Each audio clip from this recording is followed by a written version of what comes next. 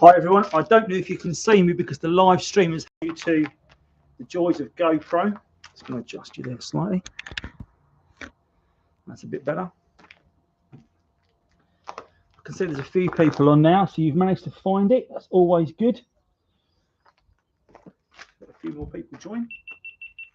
Yeah, thanks to that GoPro, you're an absolute piece of, well, don't even get me started on that.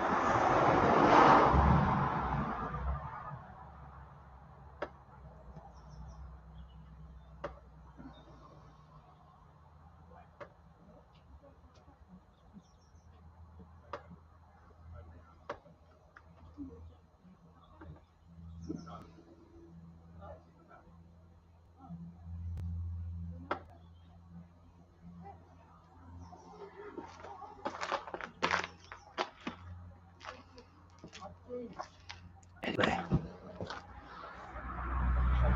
Oh yeah, someone's out there. Someone's giving thumbs up, so that's quite interesting because obviously this whole stream has literally fallen apart around my ears, which is never great.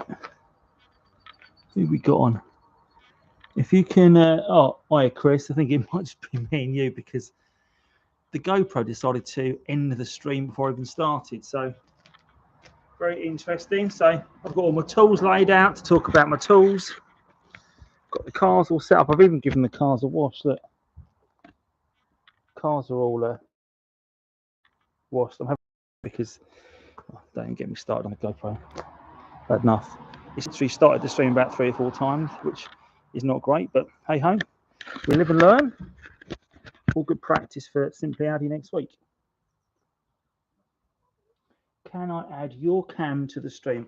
I don't think I can, mate. I think I struggle to even get this cam on the stream, but we will try and work that out between now and next weekend, see if we can get multiple cams on the stream. Unfortunately, the link that I put out there has expired because with the GoPro, if you press the button to sort of bring it back to life, it starts the stream live and then messes it all up. So not great. So I'll probably edit this stream down to cut all this bit off the front rather for when I start. It's literally me and you. That's it. Maybe for a future look. Yeah, absolutely right. So I'll just leave it a couple minutes, see if it will get on because I have updated the link on Facebook. And yeah, definitely. I think we need to do that. I think what we should do is use some form of webcasting software where we can get.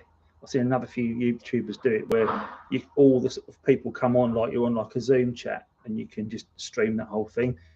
So I did it for a draft pick for the team. We did like a fantasy draft in the team earlier on last season. We all picked it. I said I'll cut this bit off because until anyone jumps on, it's not actually worth starting the stream.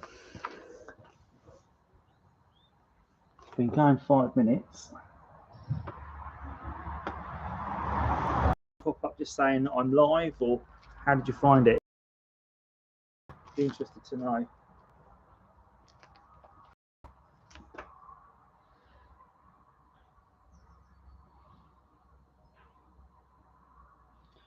Also, what's the quality like? Is it quite clear or is it quite jerky?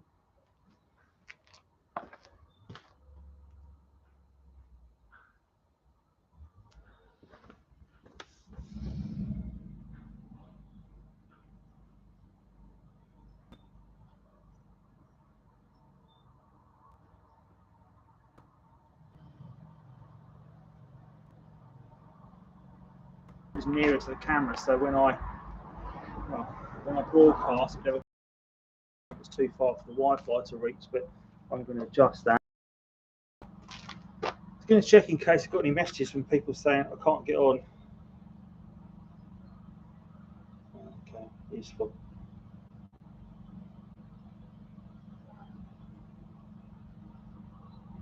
Right, yeah. It's clear now. Right, that's cool. Okay. Someone else has now jumped onto. Someone's obviously found it. Maybe they found the Facebook link. Oh no, then they've dropped off again. Bit strange one.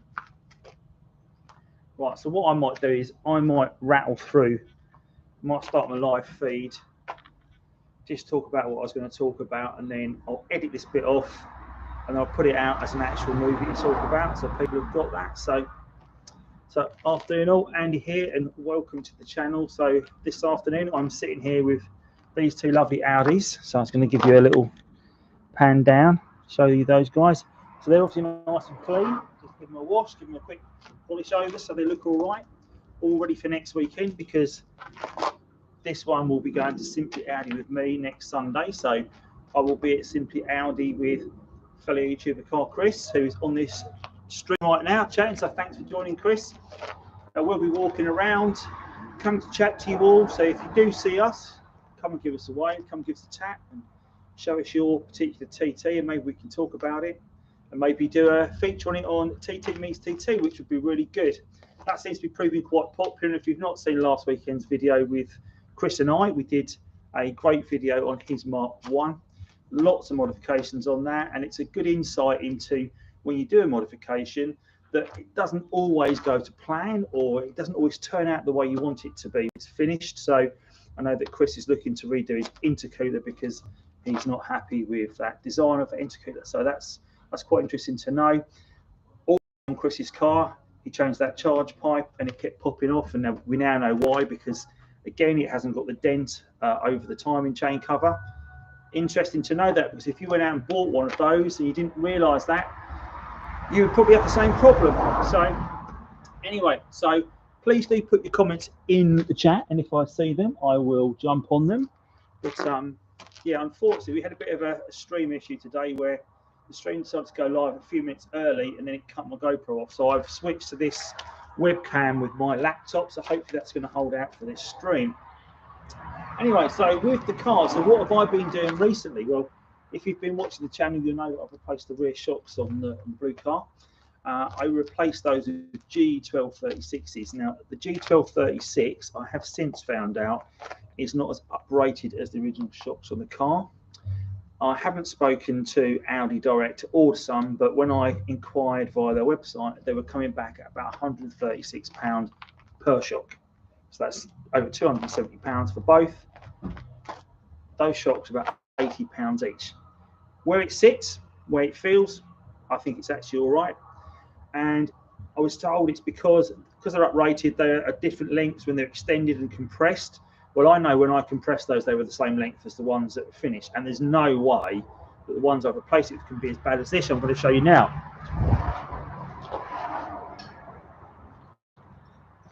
So I have kept hold of these just to give you a quick look at them. But you see they are absolutely shot. So what they're meant to do, obviously, is when you compress them down, they're meant to pop back out. That's got no movement at all. Pull it out, but so they're completely shot. So even though I've replaced it with one that maybe are not increasing, or not extending rather, the ones that are on there are definitely better than these. Right. So while I was doing that job, obviously I decided to clean all behind the wheel arch and the wheel arch liner. And as I did, I noticed that the bottom part of the seal, the very edge, was looking a bit rusty. So I coated it with some Cure Rust, which is in my list of tools I've got down there. So you will pick up these different products. This is a really good product, and it does. You paint it on, cures the rust, stops it progressing any further. But I have since this week seen a photograph of a fellow 3.2 that's currently having some bodywork done. One of my subscribers, so Pigeon Guard Games, so Si, if you're out there, I hope you're watching. He sent me some great pictures of what the seal looks like off the car. Now the seal only bolts, so if you wanted to take them off and do some work, you could do that at home with a set of screwdrivers. When they're off the car, it's surprising the amount of detritus that's behind that sits there. It's all dirt and mud. It's going to sit there and rust your seal away. So I am going to take both the seals off. They look great on the outside, but there is a little bit of bubble on either end. So I'm going to take them off, look what's underneath, give it a good clean down. Either going to get some new seals or some second-hand seals that have been resprayed, refit to the car, and then try and restore these. But I'm going to do a video on removing that because I think that'd be quite useful for people who want to do a bit of body work and don't really know where to start.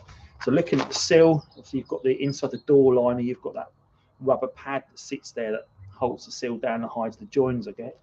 Well, that looks like it just peels out, so I'm going to do that and see if we can get the seals off and get them looked at. Also, you've probably noticed on my 3.2 it is an automatic. It's got the DSG gearbox. Now, there are problems with the DSG gearbox. You see all sorts of scare stories when people are looking to buy one.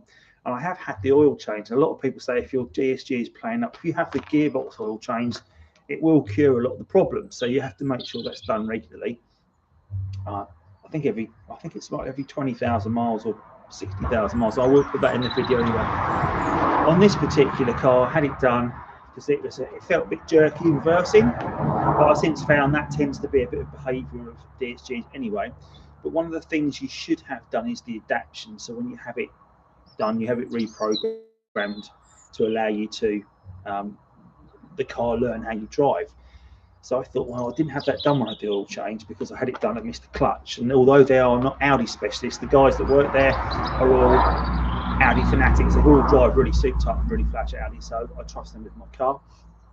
I am going to look at how I can do the adaptations. I read up that there is a technique with the ignition being off, or the engine being off, but the ignition being on, and keeping your foot on the accelerator to reset those adaptations, which is quite interesting. So it looks like it could be something I could do at home.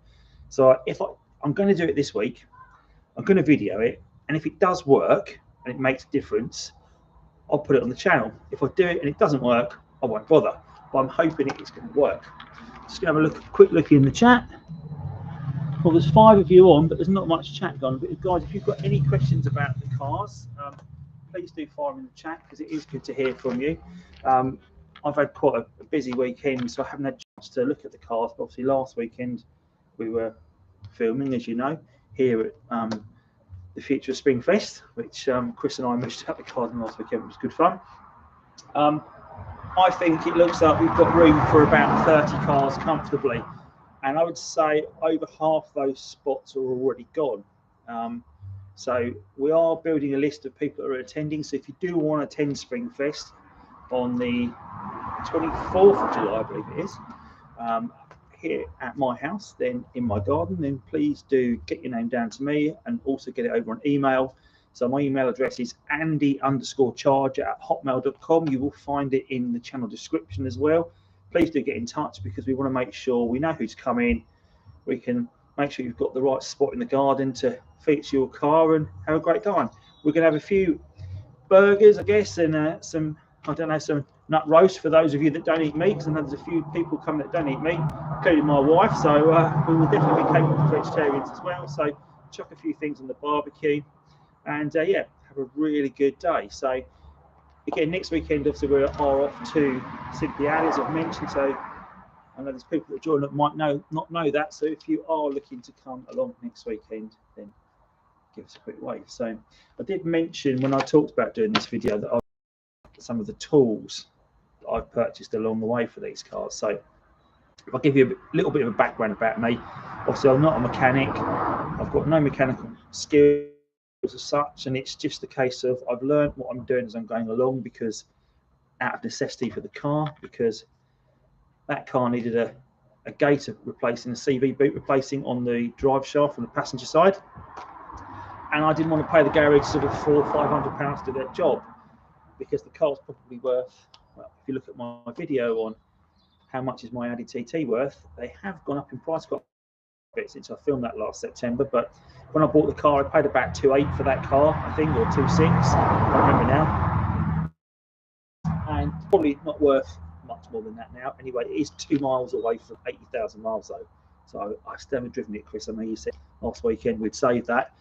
And so when I take Romy out next, we will maybe push it over 80,000. I'll get a picture of that. But yeah, so anyway, that particular car needed that job doing. So I went out and bought those tools. I thought, how am I going to do this? Right. So I bought a Haynes manual, one of the first things I did. I look through the steps, and one of the things I've learned about doing these jobs on the Audis is research is key, massively key. So don't just think I can do a job. Research, and find out all the bits that go with it. Otherwise, you get into a job of 15 steps, and you get to step 2, and you find out you haven't got a part.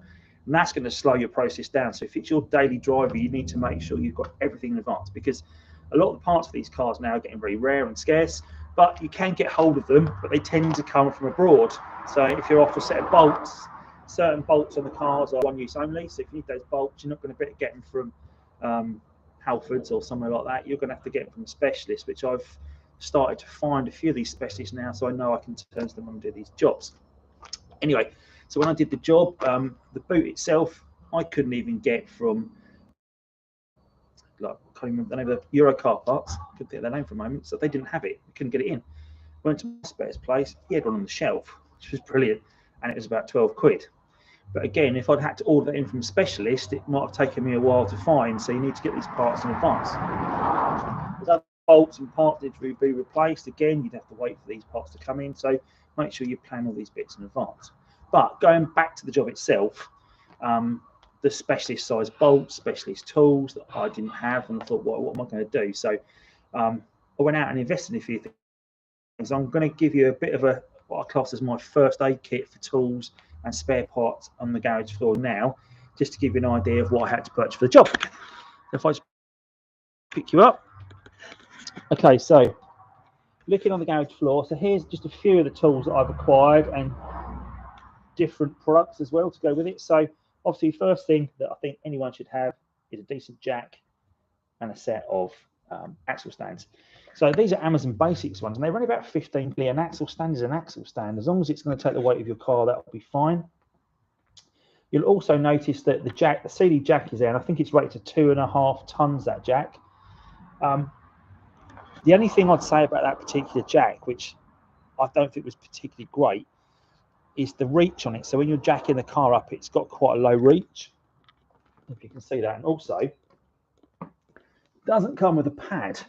So I converted an ice hockey puck, as I tend to have a few of those knocking around, to sit on the jack. So that allows you to cushion it along the sill rails. Also, when I did that job, there were other parts that needed like 12-sided splines. So spline bits like this. These again aren't something you're going to have knocking around. So as you can see, it's got more faces than an Allen key. So you do need a set of those if you're doing that particular job. Not something you'd have knocking around in your garage, so had to pick a set of those up. Also picked up a set of the Allen key bolts as well that sit with a socket, so you can really put some decent purchase in that. And that was a little definitely worth having a set of those. And so they go from right down to these small ones, right to these rather large HW19s. Now, I also bought this socket set, and you can see there's one missing, always the same, isn't it? But you've got a set of sockets. The 17's missing, so I'd say the common sizes tend to go from 16, 17, 18, 19 on a TT. That seems to be the 4 most common sizes to use. So I'd say they aren't particularly great because they've got so many angles on them.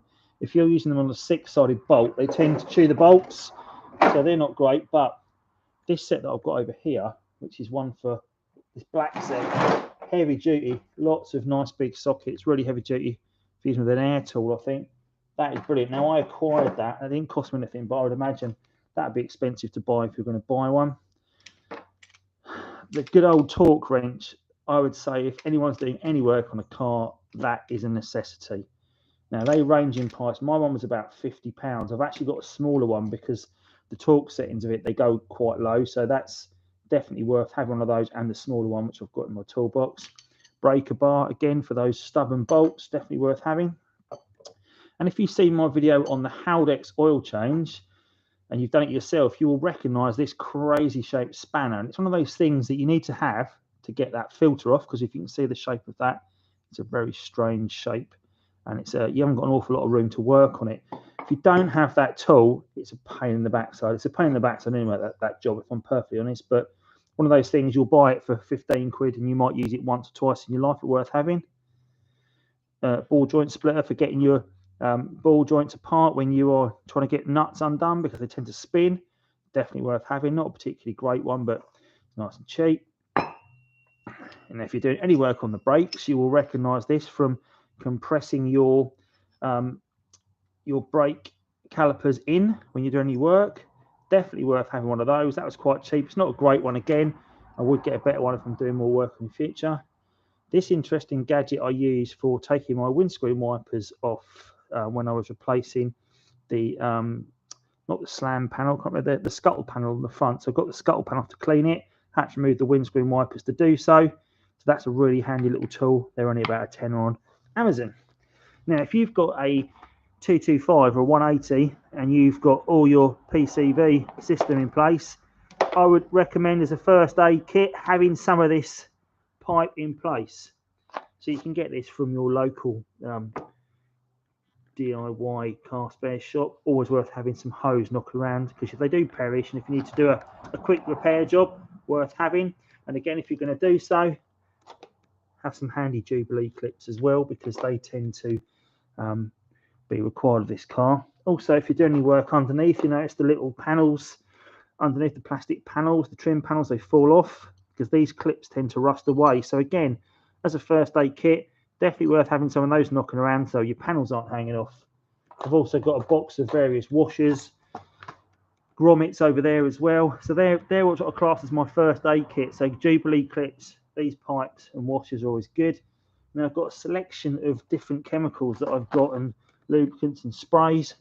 So isopropanol, you probably recognise that from when I've done my headlight washer repair. So how I soak that with some wintergreen as well, in a mixture to soften the rubbers to make them work again, work to treat. Obviously some penetrating fluid. White lithium grease. So if you're doing anything with the hinges on the doors, or you're doing anything on the hinges on the bonnet, white lithium grease is great. It does leave a bit of a stain though, so be careful when you're using that. If you're doing anything with the MAF as well, some contact cleaner or some air intake carburetor cleaners, always worth having. And again, if you're doing work on the brakes, some brake and clutch cleaner, so make sure those brakes are nice and good. Now the standard WD-40 I've got over there, or some GT85, always worth having as well. So that's the selection of the tools that I've picked up for the car over the time. I don't know if anyone's got any suggestions of other things that you should have, but that's my basic toolkit. There are others around. Well, I'm going to share with you a little story. I'm going to go and grab something. I'm going to share a little story with you. So I'll leave you to look at the car for a second.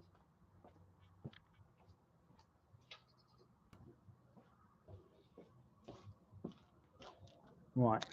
So this is my pink snap-on screwdriver, and I say my pink snap-on screwdriver. You might have noticed one of my videos I talked about this recently. It's the only snap-on tool I have, and I think Snap-on has a lifetime guarantee.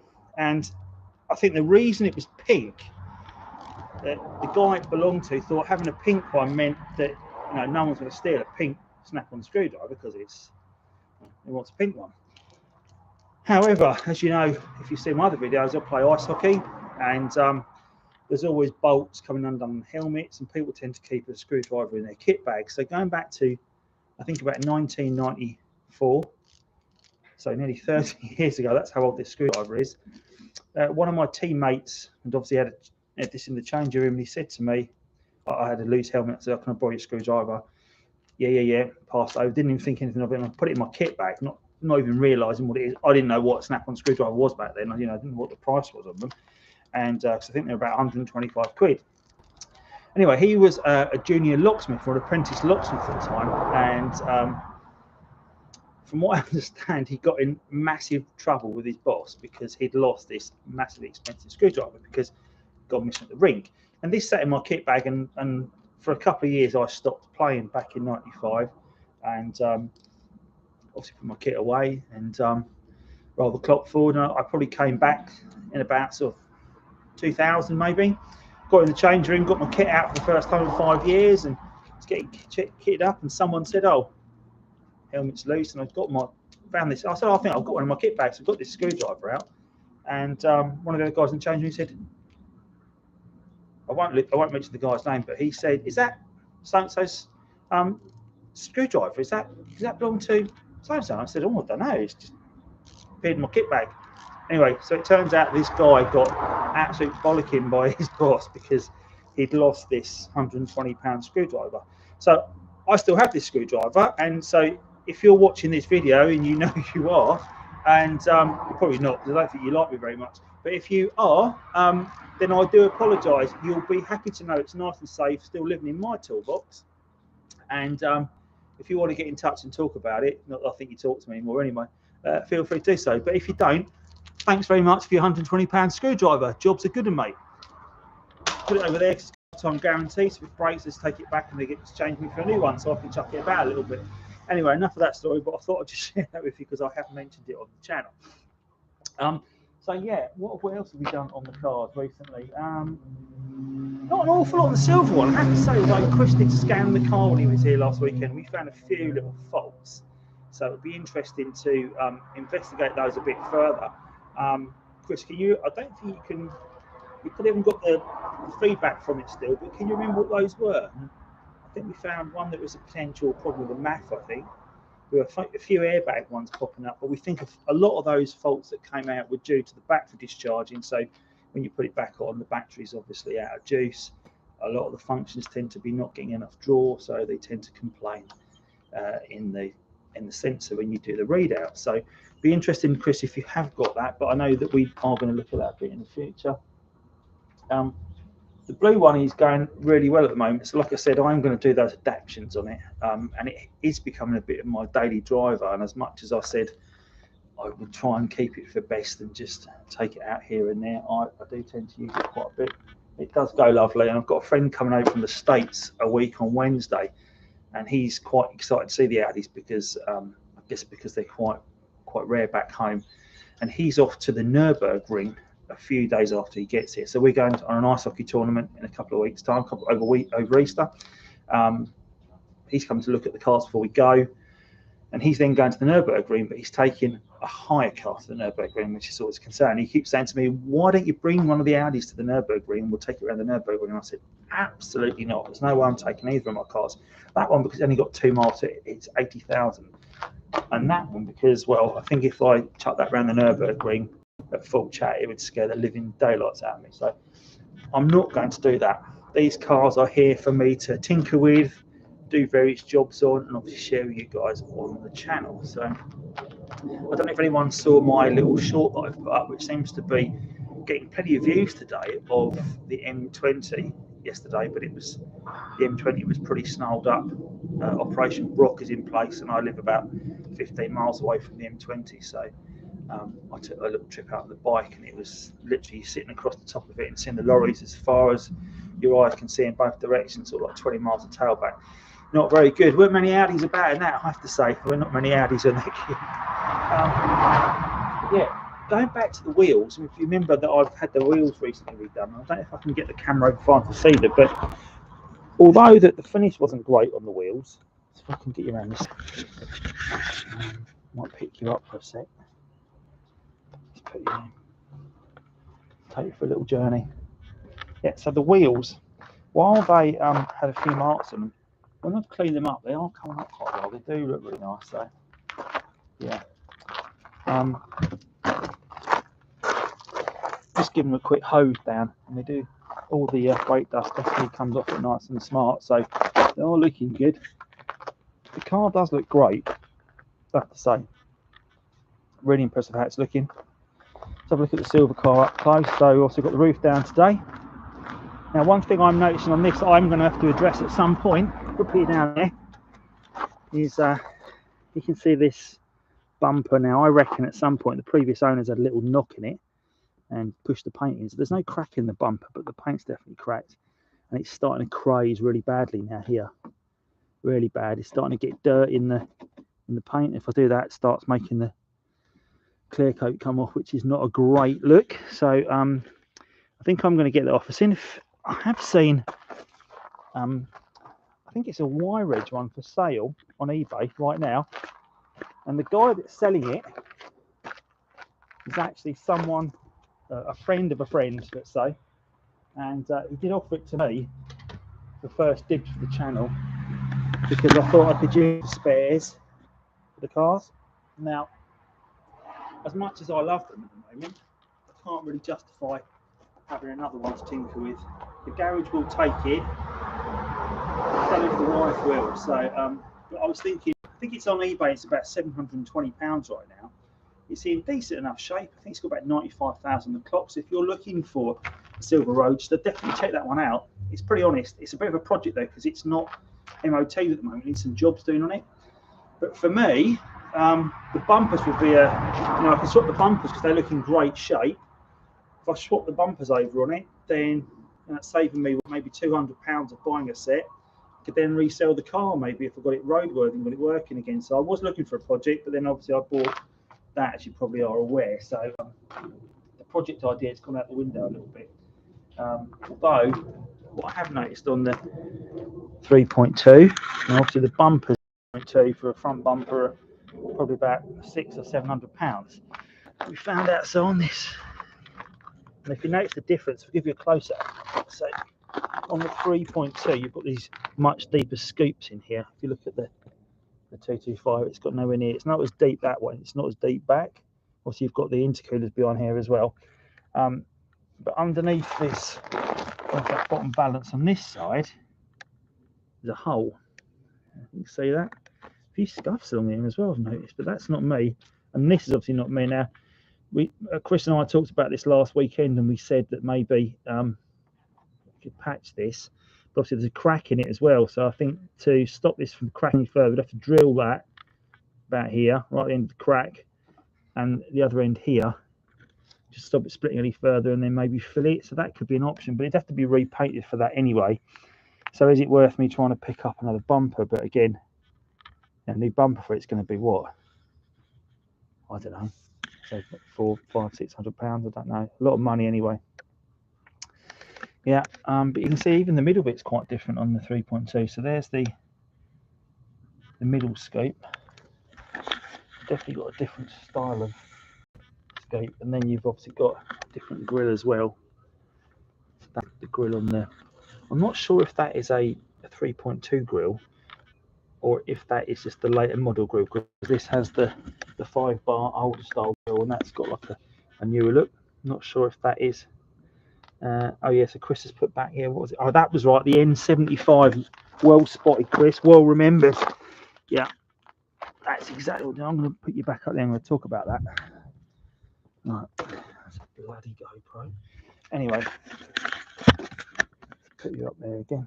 Yeah, so when we were looking at the car last week on the silver car, it was throwing this error, and we sort of searched up what it was, and it is the N75 valve that could be the cause on it, because the car, I thought, was losing boost, as that seems to be a common problem in the car.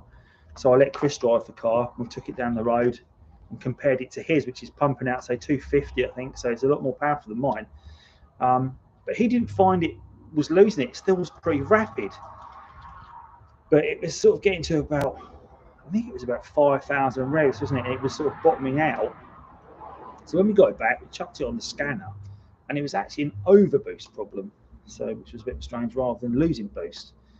And all signs were pointing to the N75. Now, I don't know an awful lot about it yet. I haven't done an awful lot of research. But again, the part number I can get off the car, because the original's on the car right now. I could get an aftermarket one, because they seem to be about £12 from various locations, but I've also seen people saying don't buy any aftermarket ones because it will fail or it might not be right. But now I'm thinking, what do I do? Because I can get a second-hand one, but there's no guarantee that's going to work, and the second-hand one seems to be about £20–25, or a new one seems to be, if I order it from like an OEM part, I've seen different prices of between sort of £30 and about £85. So I could do some guidance on that, guys. So if you have done an N75, if you've done an N75 delete and you've got one you want to get rid of, great. Please do get in contact and we can talk about it. If you've done the N75 switch out, you've actually swapped a broken one for a good one, again, let me know, because what I'd like to do is make a video on how to do that. It seems to be a really quick, easy job, so I would like to share it with people. Not people that know how to do it, and it's a nice creasy job, because obviously my jobs that I do aren't for people like that. They're for people like myself that just want to give it a go. So, you know, please do share your knowledge with me, and then I can use my medium of YouTube to share it with other people. Because, well, I know there's great people out there, particularly on the ADTT, that really know what they're talking about on YouTube with their various channels. But for a lot of people, even the very basic explanations might be too advanced. They were for me. That's why when I looked at that first job I did, and it was like, whoa. But I'm hoping that I hope my videos don't ever come across as patronising, because they're not meant to be that. They're meant to be explanatory. So there's people out there that may be a bit nervous about giving it a go. We'll give it a go. So hopefully you don't ever feel that. And the feedback I get is you do enjoy the videos. And if there is anything in the videos that you feel you'd like to give a go and you're not sure, and you're thinking, I wonder if Andy's got that problem and I wonder if he can do it, then let me know, because I will quite happily take my car apart and find out if I can do it myself. Oh, seems to be some duct problems going on. Why is that? Oh, my guard ducts are shouting the car our way that we're slowing down. I was going to give you a quick look at my ducts. I think, see, some people have asked about the ducts, so if we go around here, they all live down the end there. Have a lovely life down at my pond, and there's a grand total of, I think, 19 of them at the moment. So because we've got a selection of rescue ducks and other ducks and ones we bred.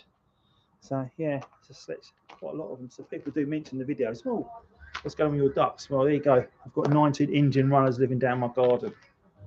Oh, seems to be having a fight right now. Yeah. So anyway, that's my cars this week, and I'm trying to think of other things that people want me to talk about that I've not covered today. I don't want to miss stuff out, so I know that there's plenty of you that are now watching. Can't see much in the chat though, guys. So if you are in the chat, can you let me know you're there? And if you've got any questions, fire it over. If you've got any questions about Springfest coming up, so now that's quite a hot topic, and happy to fill you in on the plans we've got for that. We might have. I want to see who is going to be the furthest person to attend Springfest, because there's two particular people that are actually classed as international travellers that could be attending, and we haven't had it formalised yet. But one of them, if you're out there watching today, Kenneth, you were mentioned coming. He's looking to come all the way from Norway, and if you did do that, I would be absolutely blown away, and you would definitely be the Springfest VIP in attendance. So that would be great if you can. Stephen Harper, I don't know if you're out there or not today, but Stephen is thinking about coming over from Ireland, or at least I was chatting to him yesterday about maybe getting him to come over from Ireland. It would be great if you can come, Stephen, because it would be really nice to meet you. And we're looking to do a video online about the TTs as well, because if you haven't seen his channel, he covers various VAG vehicles that he does, and also some tractors. And there was a bit of a joke about the PTO shop and tractors. So who have we got there? Wow, Bernal. You've got in touch all the way from LA, so you know it must be very early where you are. So very good morning to you, sir. I see that you are watching today. How's your weather? I imagine it's what would it be in LA right now? About 7 in the morning. You've got 8 hours behind us. What else you got in there? Bulldog, where are you from? I see you put hi in the chat. Where are you from, Bulldog? It's interesting to know. So, as I mentioned, if you are a subscribe to the channel and you're thinking about coming to Springfest and you're worried, well, it's down in Kent, it's a bit of a journey, think about Kenneth. He's coming away from Norway, and he's going to drive from Norway as well, which would be really quite cool. 7 a.m. Yeah, I thought it was. You're about 8 hours behind us, I think, in LA. So yeah, lovely part of the world. Well, I say lovely part of the world. I've not got there. The closest I've got to you is San Francisco, but I know that's in California also. So be interested to know what car you've got, Bernal, on your I know you've commented on a few of the videos, so thanks for your comments and feedback. Have you got a Roadster or have you got a coupe? Be interested to know. Yeah, people, that's mad, isn't it? Yeah, totally agree, Chris.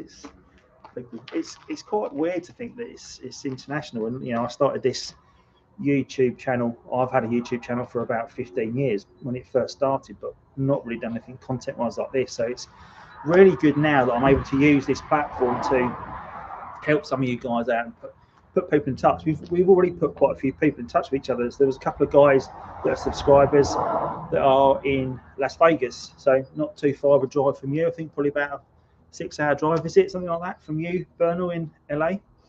And both of them had got in touch saying they think they're the only TT in Vegas, so they never see any other TTs. And I said, right, okay, well, you're in Vegas and you're in Vegas, so I introduced them, and they now hook up. So it's great that, you know, I can put fellow TT people in touch with each other. Courtesy of this channel, it's been quite good. I've met lots of great people in the community so far. We had a meet at Hemel Hempstead a couple of weeks ago that was organised by Dom from the Parrot Bros, and he does a fantastic meet. So if you ever want to go to a meet that's sort of more central, definitely get along to that one, because that's a great place to meet like-minded people. And I met so many of you that that follow the channel, and we were able to talk. It's great because I get to meet you guys and ask you about your cars and put faces to names. So I really do appreciate your support of the channel and speaking to you live. Now, those of you in the States like Bernal, I am planning at some point, don't think this year because I've got far too much on, I am looking, oh, dog next door. I am looking forward to arranging some form of coast-to-coast journey across the States. Maybe next year, maybe the year after. I'm trying to sort that out at the moment. Where I'd like to come across and stop off at various states along the way. Maybe spend maybe 3 or 4 weeks just travelling across the country and meeting TT owners in the States and getting an insight into things you guys have got going on and how you find the car living in a much nicer climate than we're in. Obviously, the climate we're in, cars tend to rot away. Obviously, being mainly aluminum or aluminium-based cars, they tend to not suffer as much rust, which is great, but they do still rust away in places. So it'd be nice to come and see some really clean cars. If you want to check out that guy's car, Dave had a TT in Vegas, and he's got 2 roadsters actually in Vegas. Please do check out one of the TT Meets TT videos. I think it's episode 4. Back on the channel, and check his car out. So you may have also noticed from the TT Meets TT sort of fraternity that I've got Steve Bridgeland, that's got the P51 Mustang car. He's based about 20 miles away from me, and I was driving to I went to get some fish food of all random things the other week, and Steve was parked in Halfords, and he was parked in one of the big spots out front of Halfords. And as I drove with my daughter, I said, wow, I know whose car that is. So I jumped in the car, went into Halfords, went up to him and surprised him, and he was, oh, you know, how you doing? So it was good to see Steve, but randomly, with a car that distinctive, you know he's not going to be far away from it, so it's easy to track him down. But if you've not seen that episode of that car, and he has made some new modifications to it since the video, so he now has the USAF star on both doors, which when I saw him, he was unsure about doing because he thought it might be a bit too much, but I thought it looked cracking. I did put a picture on Instagram. He's also put some great wheels on the car as well. So Steve's owned a few decent cars in his time. He's had about 3 or 4 TTs. He's had some Porsches as well, and I thought the wheels on the TT now look are very Porsche-esque, I'd say. So yeah, that's a great looking car. A quick look in the comments. Not a lot of TT fanatics here in LA. It's getting very rare. Rarity is good and bad though, because if it's getting rare and you own one, then your car will be worth a lot of money, Bernal. So that's a good thing. But yeah, definitely send me some pictures of your car, because I'm quite happy to. If you want to do a walk around your car, we can maybe do a TT Meets TT on here and talk about your car like I did with Dave. So that would be quite good to see some US-based cars. That's what we got down there. Derbyshire. I met you at the. Oh yes, I did. You were the green rotor. Yes, you did. Yeah, and I said that was very much like the project car I was looking at with that green roadster, and I did say that I think you've been off to the Peak District. I see some pictures from you this week actually. It looked like some really great, stunning, breathtaking pictures. So I'm hoping you would like to come down for TT Meets TT, because we did get to chat a bit at the start, and then I had to rush off. And yeah, it'd be really good if you want to drop me an email, and maybe we can get you down for that, because I'm obviously you're prepared to come down to Hemel, so maybe, you know, fingers crossed, you might just do the extra hour journey and come to the south of the river and bring your car down here, because it'd be great to catch up and see your car. And are you going to Simply Audi next weekend? It'd be interesting if you are. 2000. Wow. Yeah. Okay. Right. So Bernal, you've got a. Just see that further up. You've actually got a 225 Quattro. And it's a coupe as well, so 2001, yeah, good. So very similar ages to these. So I would imagine you've probably got, is it a manual? Is it a manual stick shift or is it a automatic?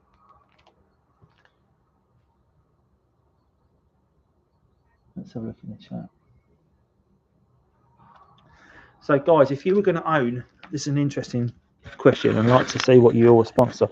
So you're at a dealership, going back in, let's go back in time, let's go back 18 years, you're at a dealership, and you've got these two cars sitting there. So you've got a hard top 3.2, and you've got a soft top Roadster 225, and the dealer's saying, and I don't know what the prices were back then, but the dealer says to you, right, you can take either of these cars away today. What would your choice be? Be interested to know what your choice would be out of these two cars. Don't forget about the colour, because people will go, I don't know if Jules is on, because Jules is like absolutely pro silver, like me. Well done, Jules. But the silver one is a bit Marmite, because people think the silver ones are so common that there's so many of them that no one really likes them. But I will have you know, I think that is that if you think of an Audi TT, I would say that's what you're thinking of. That colour car right there. That's what it looked like, because that's the one you will remember. Anyway, so what would you rather have? Would you rather have 3.2 V6 hard top or a 225 soft top? So see. Oh, hi Tate, from Denmark. Wow, another manual. Okay, Bernard, you've got a manual.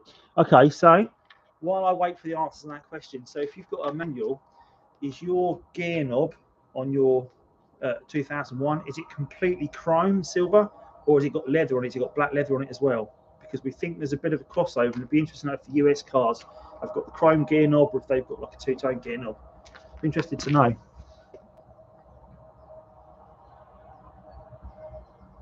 Yeah, Chris, I see Chris is commented a few up there. So yeah, next weekend, GoPro dependent. Obviously, I've had a few issues today, so I'm going to buy some more batteries in the week, Chris, I think, because it's live stream with the GoPro is a bit of a pain. I'm using a webcam today to do this, because then it would definitely come through better. Anyway, let's see what you think about the cars. Oh, no one's really got an opinion on that. It's interesting. So you can tell me you're not going to offend me, because I don't care, because I've got them both, luckily. So I suppose the ultimate would be to have 3.2 Roadster. Now, I don't know if Ben's on today. So Ben of the North, if you follow Ben, he's put some good videos on YouTube recently about taking the carpets out, cleaning it out, and doing the drains. Ben has got a fabulous 3.2 V6 Roadster, and he's coming to Springfest in July, and I'm looking forward to seeing that car, because I've not seen it yet. I should also mention there's another fest coming up. We're going to the Motorist, and that's up somewhere up north. I think it's might be between Leeds and Manchester, somewhere sort of like Huddersfield direction, somewhere up that way. I think it's on the M1 somewhere, actually.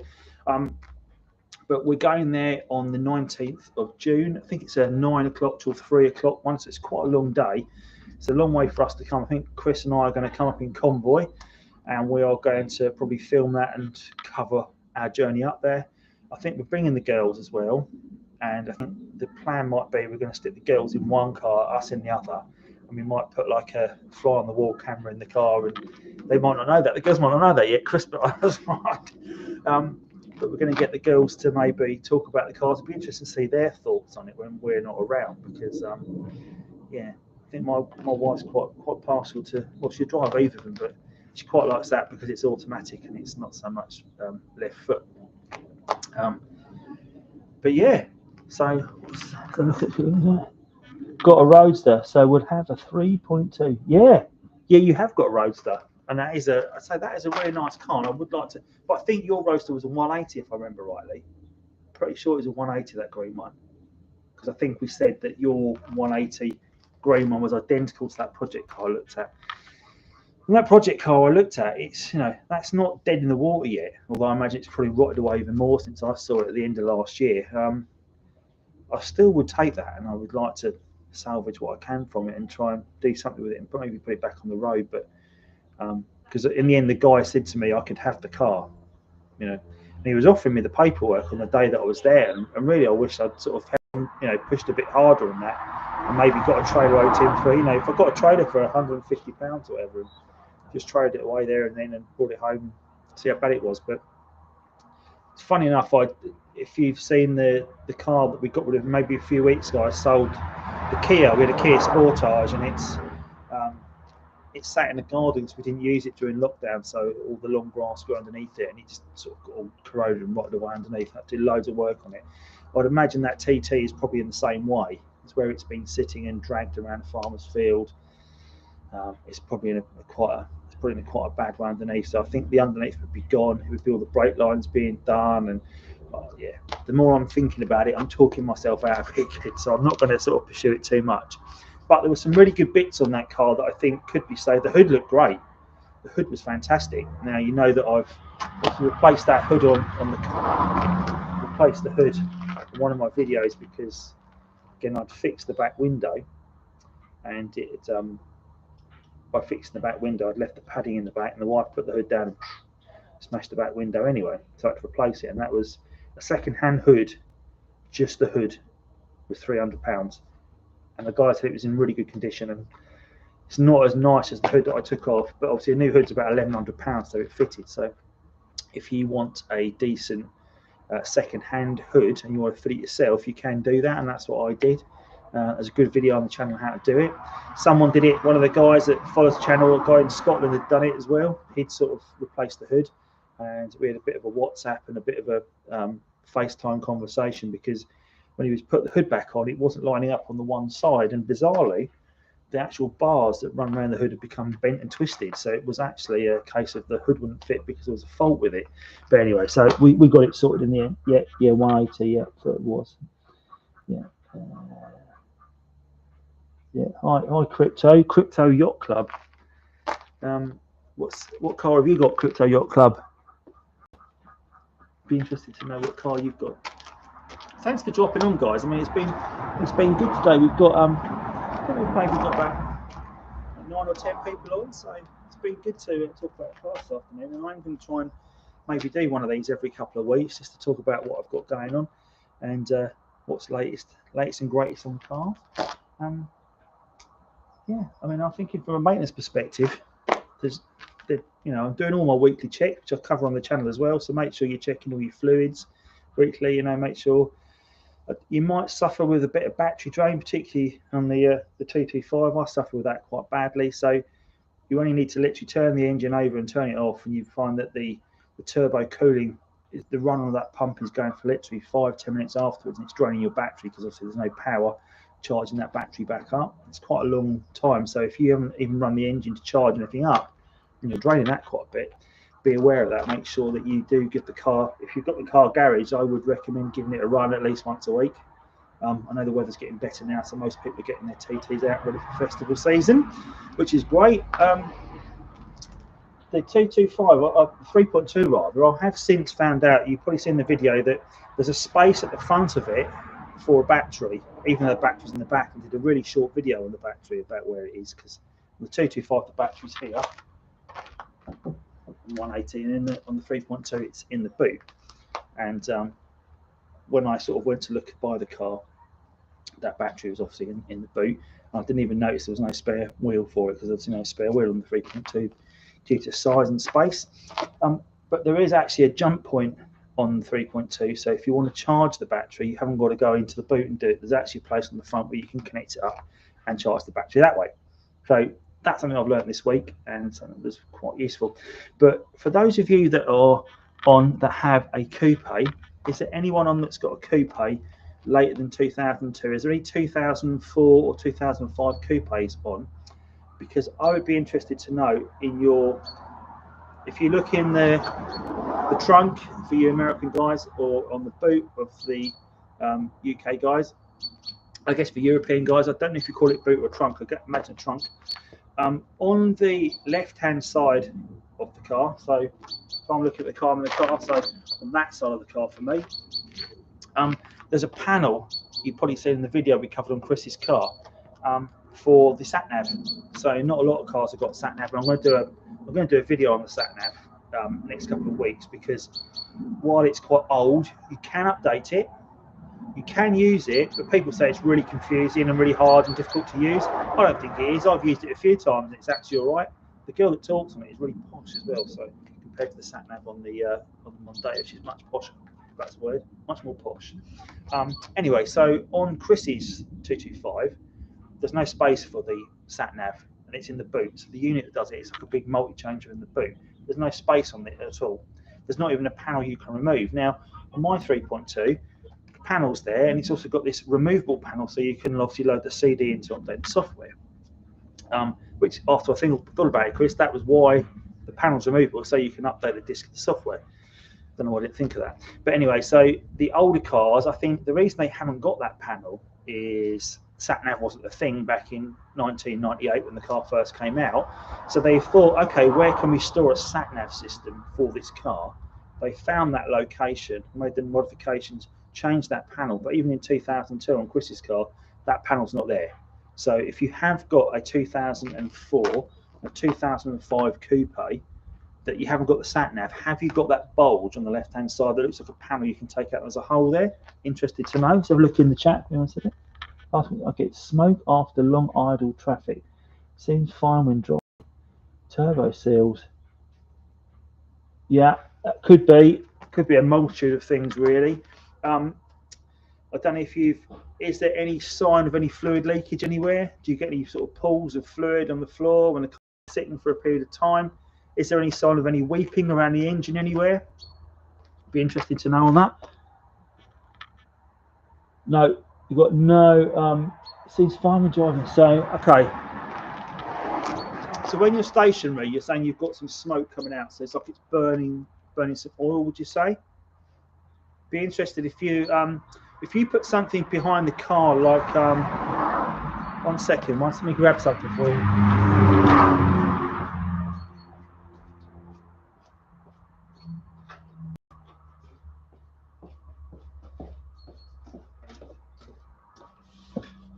This would be my suggestion. Piece of Conti board, I don't know what you call it, wherever you are, but I don't know what you call this, but call it a Conti board.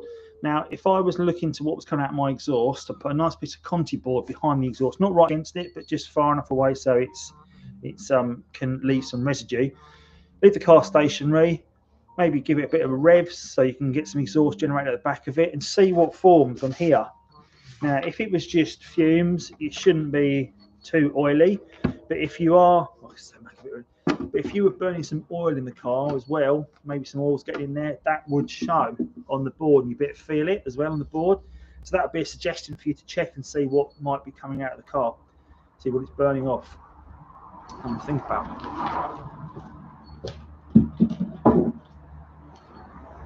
I don't know if Chris would agree with that. What do you think, Chris? Sorry to take so much time. Hey, no worries. Hey, that's what I'm here for. I mean, I'm no expert, but if I can come up with some suggestions for you, you can try. Feel free to ask what you like. So, in fact, I'm going to my first vintage car meet on, I think, Tuesday night in the village, which there's a local vintage car club, and they're having a show on the 22nd of May. So I'm going to meet them all for the first time on Tuesday to introduce myself, and I mentioned I've got a YouTube channel, so I think they're quite interested to meet me and see what something a bit different to talk about in their meetings, I guess.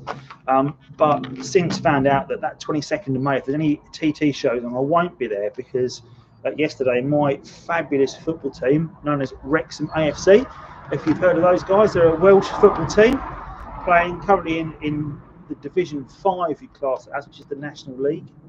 And they have just qualified to go to Wembley for the FA Trophy final. So on the 22nd of May, I will be there, because although I don't sound it, I am actually Welsh and I am from that part of the world.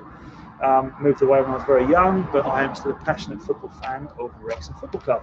And you might know there's two more famous Wrexham football fans than me now. Rob McElhenney, that's his name, and obviously Deadpool himself, Ryan Reynolds. He's also a fan, and he was at the game yesterday actually, and he was cheering the boys on, I saw, which is great to see. So yeah, so I won't be at the meet on the 22nd. So if there's any Audi meets that day, I won't be there, but I will be there next Sunday. So if you are around next Sunday for Simply Audi, definitely come and give me a shout, give me a wave, come and talk to me about your car. because I am crazy about these Audi TTs. I think they're fabulous little cars. And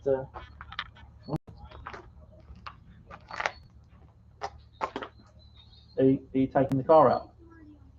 Okay. You better get out, all right? Good.